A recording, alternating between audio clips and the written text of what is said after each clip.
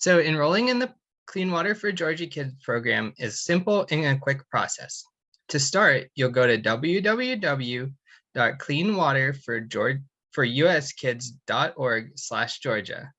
At the homepage, you can read about the program goals and methods by scrolling down. To begin your enrollment for your school, click this blue Enroll Now button. Next, click on Public School to select your school. A similar program for child care centers is also coming soon. You'll need to attend one of these required pre-enrollment webinars to receive a 6-digit enrollment PIN to complete the survey and receive your test kit. Once you enter your PIN, you'll search for your school by name or facility code. Where it says search by name or facility code here, you'll begin typing in your school name or your school facility code and then select it from the drop-down menu. Once you've chosen your school, you'll be asked to put the address and information for your school. This should be the address where you'd like your test kit shipped to. It doesn't have to be the exact school physical address. Once your address is verified, you'll be asked to create a Clean Water for Georgia Kids username and password. Once you've created your school's user, you'll be directed to the personal dashboard. From this dashboard, you'll be able to begin your enrollment survey. You can add additional users to help you fill out the enrollment survey, such as facility staff or teachers at the school. And you'll be able to submit the survey through or only you will be able to submit the survey. Additional users can help you fill out the survey, but the person that begins the enrollment process is the one that needs to submit it. Also, coming soon, you'll be able to add additional schools that you manage to your account by clicking this Enroll Another School. So in order to start your enrollment survey, you can click this blue Resume Your Enrollment Survey button to begin. After creating your user account, you'll receive an automated email from us letting us know that you've successfully created your account. So once you're in the actual survey, the welcome page outlines what will be required in the survey, starting with questions about your building, where you want samples collected, where you get your drinking water from, student demographic information, and water filter use at your school. You should think about additional staff you can add to your school to help answer these questions. When you've read the welcome page text, click the blue Next button to move forward in the survey. The first step is the building information section, which collects general information about your school and the buildings and rooms that comprise your school. Having your school's inventory sketch on hand will be really helpful in answering these questions. Push Next to continue. First, we'll ask about the type of school you're running. If your school doesn't meet one of these criteria, select Other, then push Next to continue. We'll ask about the year your school was built. If your school has multiple buildings, you should select the year the oldest one was built. If you aren't sure, push the I don't know button and give us your best estimate. It doesn't have to be exact. Next, we'll ask for changes made to faucet or sink fixtures that you are aware of. This can include replacing water fountains, replacing sinks, or updating school plumbing. Next, we'll ask if your school will be closed for the summer. If so, we'll ask when you close and when you'll be open again in the fall. The reason we ask this question is so that we can be sure that we are testing water at your school during normal use conditions.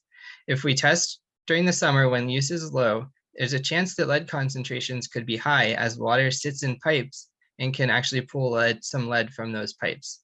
So again, we'd like to sample while your school is in session. In the final building information section, we'll ask you to list all rooms in your school using your inventory sketch. Add the room name and a nickname so you know which room it is. To add a room, push the Add Room button.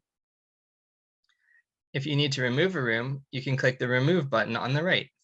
Once you are satisfied with your room list, you can move to the next section.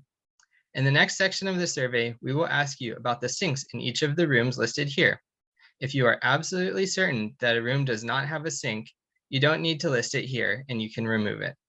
You also don't need to add the gymnasium or cafeteria to this list. The sample collection section will help us know how many bottles to send you as part of your test kit.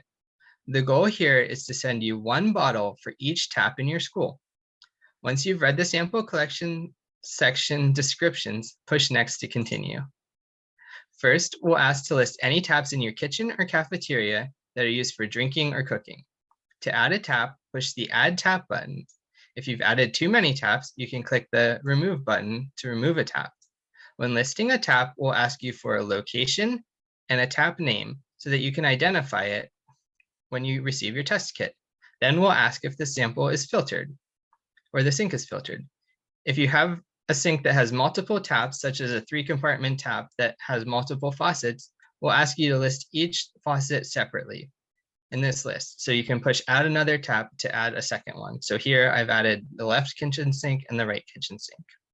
Once you're satisfied with your selections, you can push Next to continue.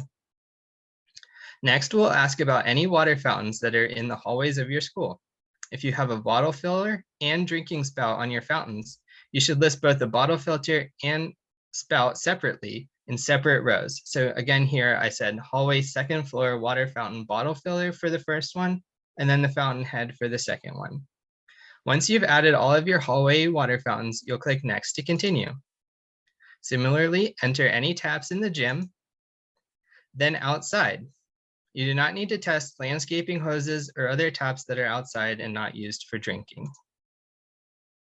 Then we'll go through each of the classrooms from the Building Information Survey in step 1. If there is a sink in that room, you should click Add Another Tap and add it. If there is no sink, you can leave this section blank and click Next to move on to the next room. We'll walk you through each of the rooms you listed in the Building Information Survey and allow you to add taps from each of those rooms. Once you've done that, click Next, and then move to the final section. Finally, this section allows you to enter any other drinking water taps that you may have missed or not been covered in the previous parts of the survey. Once you're satisfied with all of your taps, click the Review button. In the Review section, you will see a list of all the taps in your school. We will send you 1 bottle for each tap listed here. If you don't see a tap listed here, you won't be sent a bottle for it. So push Previous and add that tap to the appropriate section, or you can add it to the other section if you can't find where it goes. In this case, the school here will be receiving 5 bottles to test water for each of the 5 taps listed here. When you are satisfied with this list, push Continue to Next section to answer the remaining questions.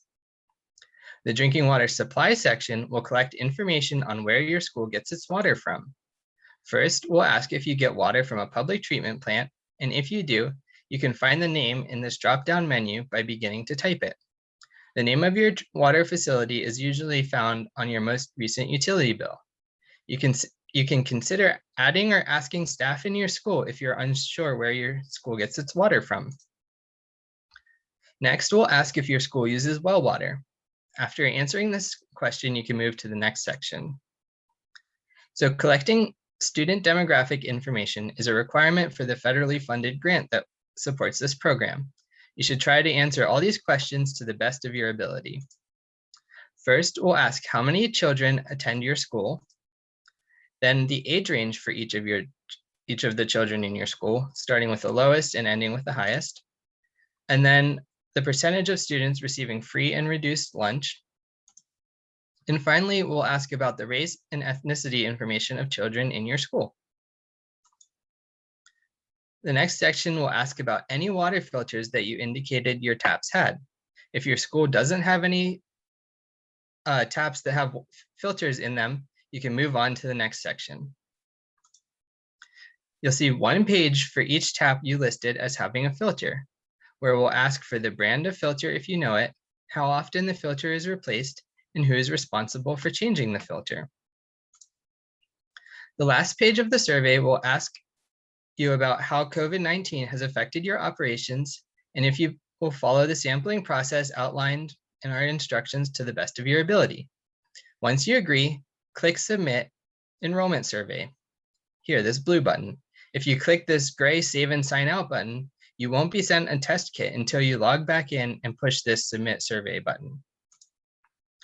When you submit the survey, you'll be returned to your program dashboard, where you'll be able to begin enrolling your next school or adding additional users. You'll also see this Enrollment Complete section. If the enrollment for your school is not complete, you'll see the Continue Enrollment Survey button, which will also be blue. When you've completed your enrollment, you'll also receive a confirmation email that will let you know your enrollment has been finished.